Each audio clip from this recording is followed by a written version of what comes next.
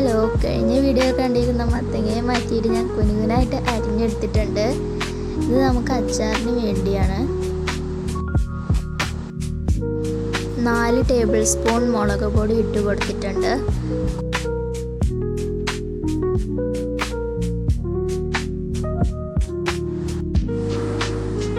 2 teaspoon ഉപ്പ് കൂടി ചേർക്കുന്നുണ്ട്. പിന്നെ കുറച്ച് ഉലുവ പൊടിച്ചത് കൂടി ഇതിലോട്ട് ആഡ് ചെയ്തിട്ടുണ്ട്. ചീനച്ചട്ടി ചൂടായി വന്നതിന് ശേഷം നല്ലെണ്ണ ഒഴിച്ച് കടുകിട്ട് പൊട്ടിച്ചിട്ടുണ്ട്.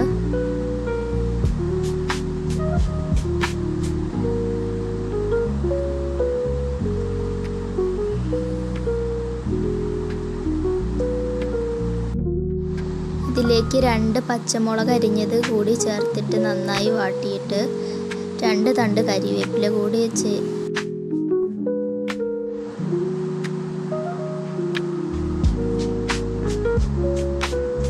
വറുത്ത് മാറ്റി വെച്ചിരുന്ന കടുകും പച്ചമുളകും കരിവേപ്പിലയും ഇതിലേക്ക് ഇട്ട് നന്നായി മിക്സ് ചെയ്യുക.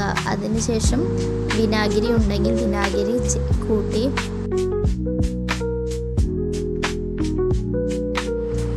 ഇതെല്ലാം കൂടി നന്നായിട്ടൊന്ന് മിക്സ് ചെയ്ത് കഴിഞ്ഞാൽ നമ്മുടെ അടിപൊളി മത്തങ്ങ അച്ചാർ റെഡി.